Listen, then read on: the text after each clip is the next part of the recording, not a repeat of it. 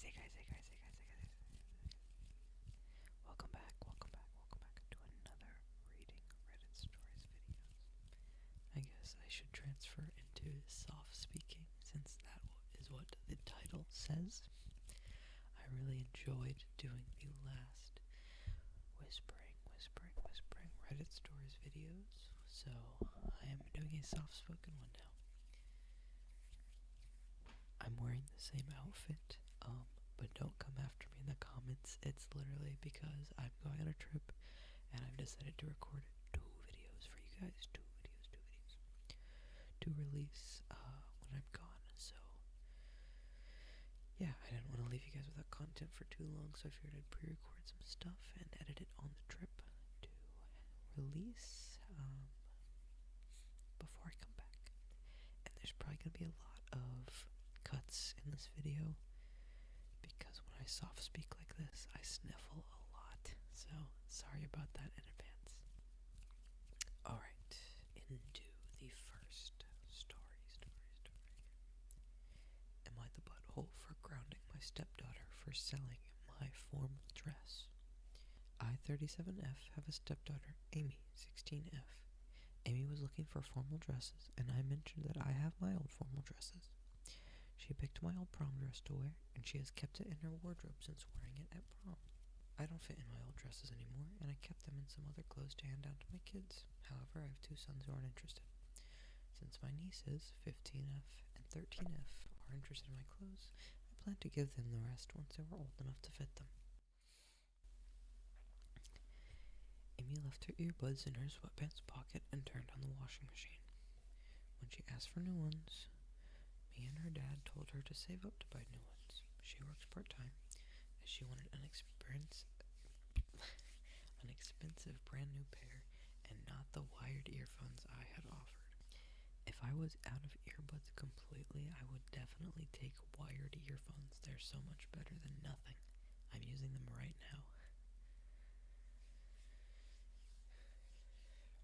Amy went to stay with her mom, and when she got back, she had the new earbuds she wanted, so I asked if her mom had bought them for her.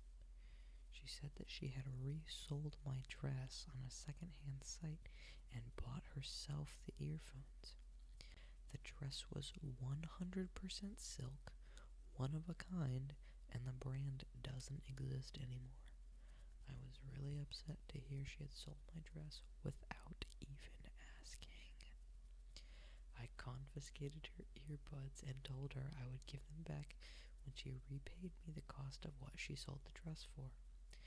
My husband thinks I'm being too harsh, as I wasn't explicit on whether I was lending or giving her the dress. Amy has gone to live with her mom since she thinks I am being unfair. I am not sure if I have taken it too far and if I should stand my ground. So, am I the butthole? Definitely not. If you let your stepdaughter wear your dress for one event and you don't specify, even if you don't specify if you're giving or lending it to her, it's okay for her to just sell it without asking you at all? That's insane. No, she definitely should at least ask you, or even tell you before she does it. Like, no heads up at all. If she didn't ask you or didn't even tell you, then she knew something that she was doing was wrong. She's definitely in the wrong, and the husband and the mom are in the wrong too for supporting this kind of behavior. She needs some consequences for her actions of pretty much stealing and selling a dress that was not her own. It's like, oh, you let me borrow your car for a day? Okay, thanks. Oh, where's your car? I sold it on CarMax or something. Like, no, that's not what you do. I know car is like an extreme example, but like, that dress obviously had sentimental value. It was 100% silk. She probably didn't get enough for it anyway, and the brand doesn't even exist anymore, so yeah, that's crazy. Anyway, next story. Story number two.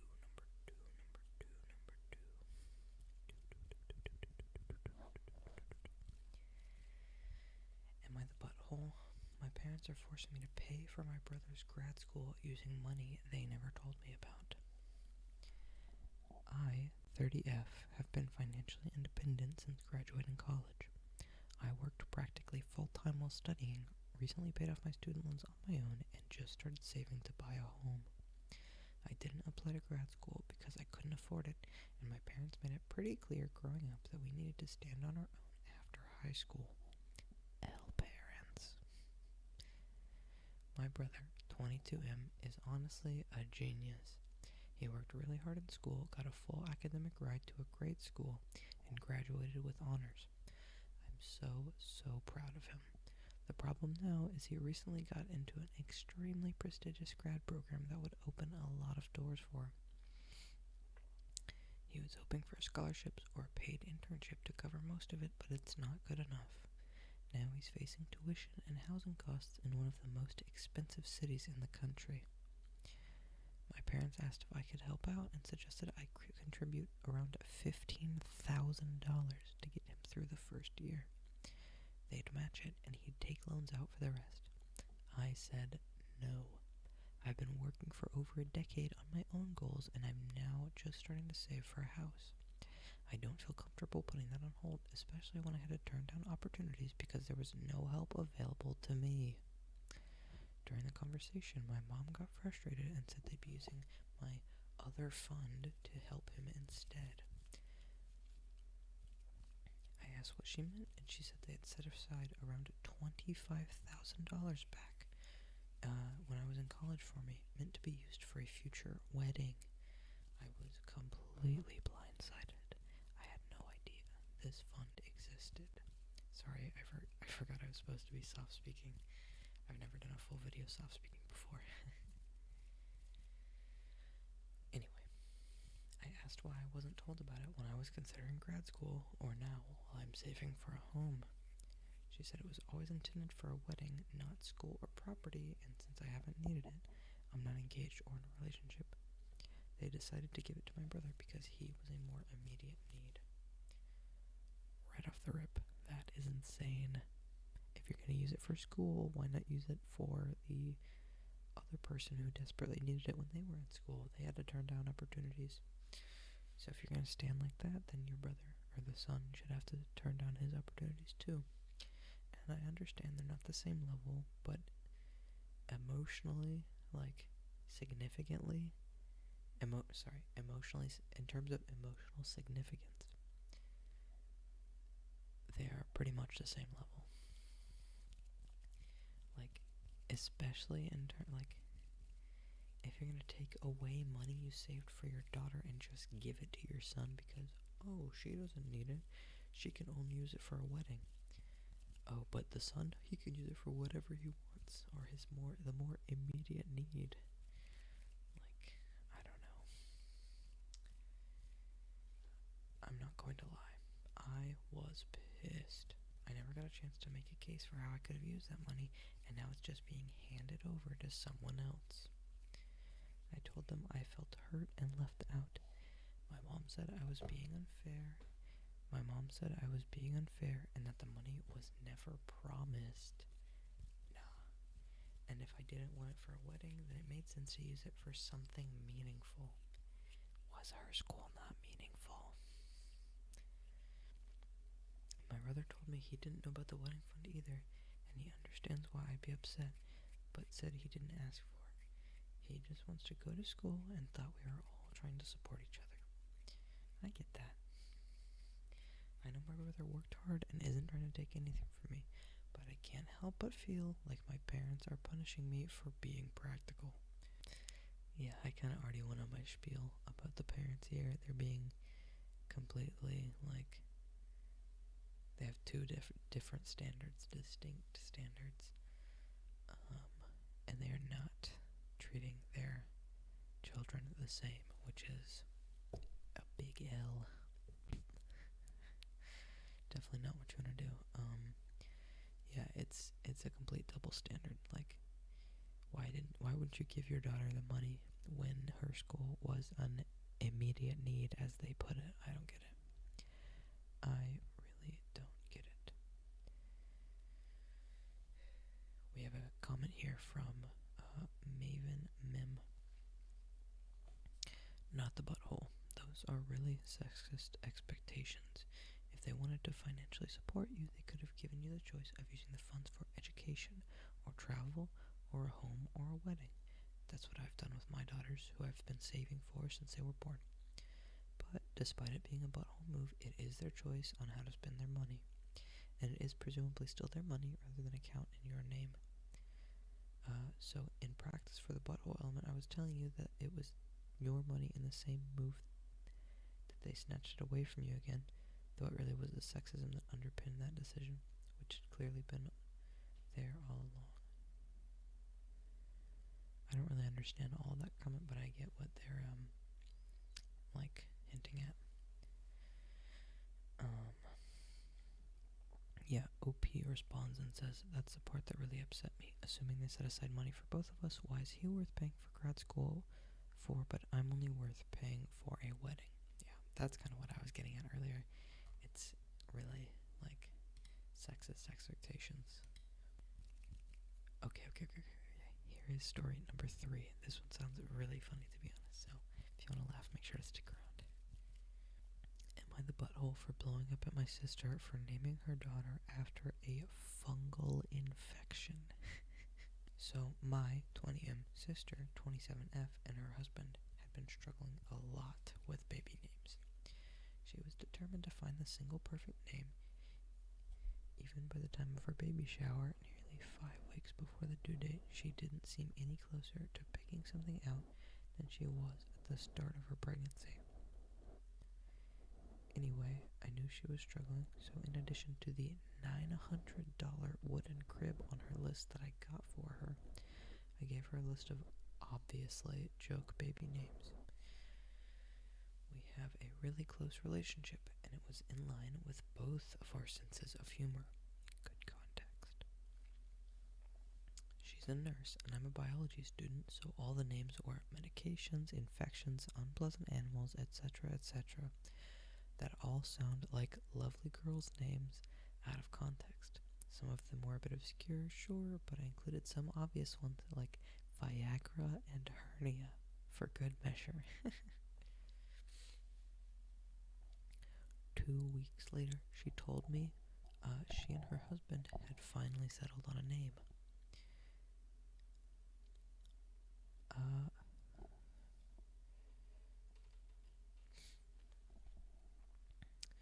Malassezia. I don't know if I'm saying that right. If I'm not, make sure to tell me in the comments so I can correct it.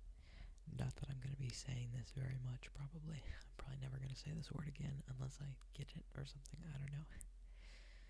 The baby's name is Malassezia, one of the names on my joke list. Outside of the immediate issues, nearly impossible to pronounce on the first try, the ASS smack dab in the middle of it, the first syllable being mal, literally meaning bad or evil. It's also the name of a very common fungal infection, one that my sister and I are both genetically predisposed to. I'm sorry, that's really funny. One that we've both had multiple times throughout our lives. If you're naming your daughter after a fungal infection that you know of and that you've had, that's crazy. Her daughter will almost certainly catch it at some time.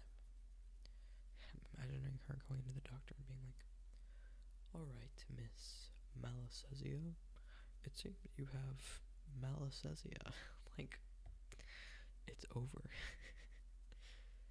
I pointed it out to her, and she said that yes, she knew what it meant, and she knew my list was intended to be a joke, but she just really liked the way it sounded.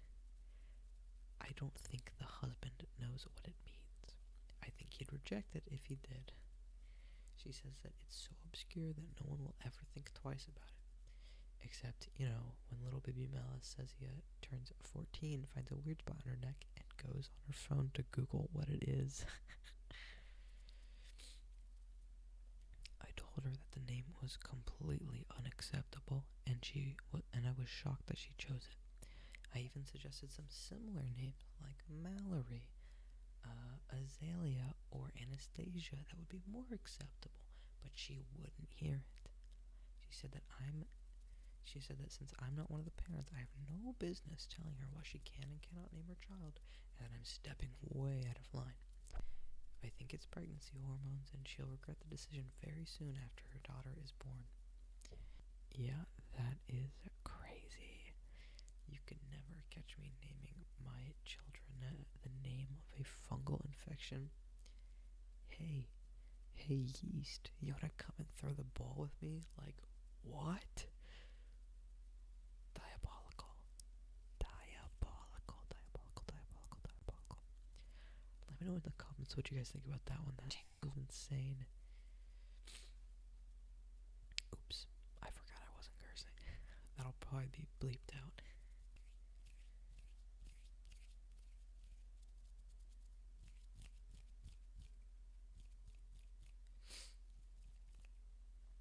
We have a comment here from Gopher Tuna. Not the butthole. I share your frustration and you're looking out for your niece. While your sister is right and it's her parental right, you're not stepping out of line. Your family and you're cautioning her. Reminds me of a girl in my class back in elementary school who had a unique name. Spontaneous. That was her name. We were all fine with it until 6th grade, when that was one of the words that we were taught. You can imagine what chaos ensued for the poor girl. Also, Malasasia sounds like a Disney villain. And then they question if the hospital would allow that name. They say, I know people choose unique names for their children, but could you really name your child Chlamydia? That's not considered emotional abuse.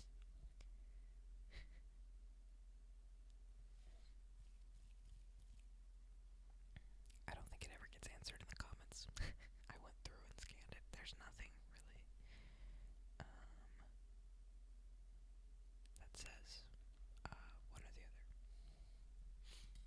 Anyway. Last story.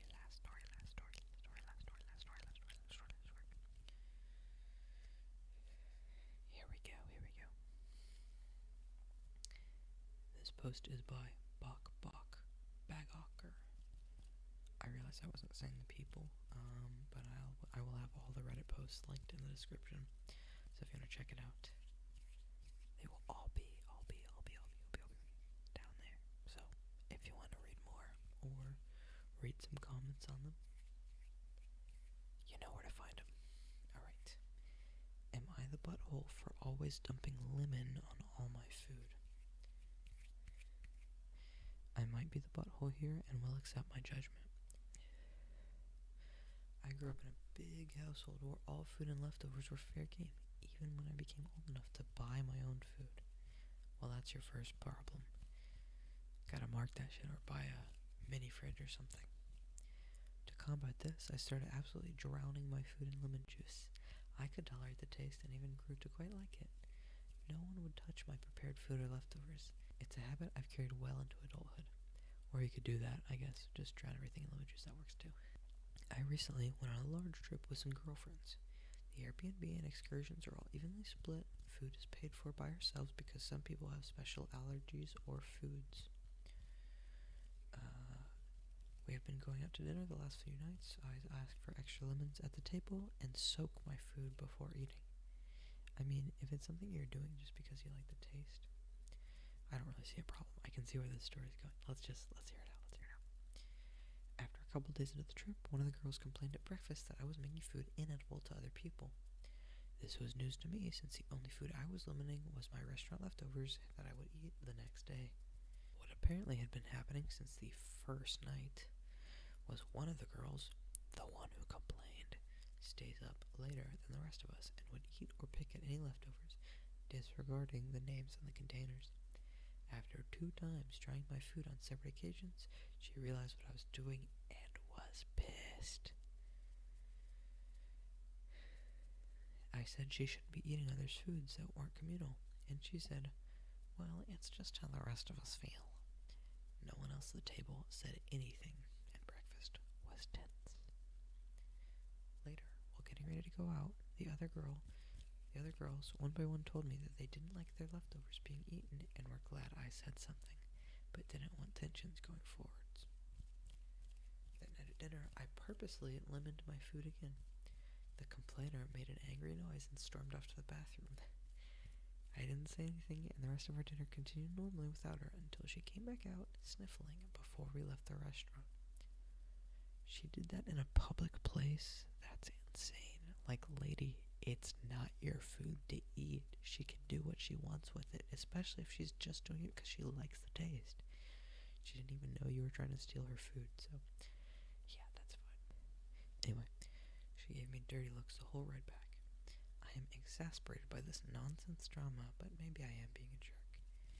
Am I the butthole for souring the trip? Lemon emoji. That's awesome. I love the pun. No, I don't think so. I mean, I tend to talk through the stories as they're happening, so sorry about that. I don't really have a conclusion here since I already kind of said it. But yeah, definitely not the butthole. She's doing it because she likes the taste. And as stated multiple times on the trip, there is no communal food, or at least the leftovers from dinner are not communal. So, it's her fault she's eating someone's lemony food. Like, is she picking on every single person's leftovers? Why is she getting mad that one is getting lemonized? There's like, what? It's a large trip, so like 6 other people on the trip that you can, I don't know. Like, if I'm gonna be rude and pick at somebody's leftovers, it's not gonna be like every single person's there. I'm gonna pick at like maybe one person or 2 people. Like, I don't need one bite from everyone's leftovers. That's ridiculous. I don't really get what this girl is on about. None of it is her food, so if she's stealing it, she can't complain about it. It's like a robber stealing a gemstone and being like, what? This is grown in a lab and it's not natural? I hate this. going to the back to the gym store and being like, how could you do this to me? Like, that doesn't make any sense. Whatever. That was the last story. I hope you guys did enjoy my soft speaking. And if you do want to see more, I did post a whispering video with completely different stories from the Am I the Butthole Reddit. So if you guys do want to see that, it will be linked in the description as well as on the end card, I think. So thank you guys so much for watching. You know what to do.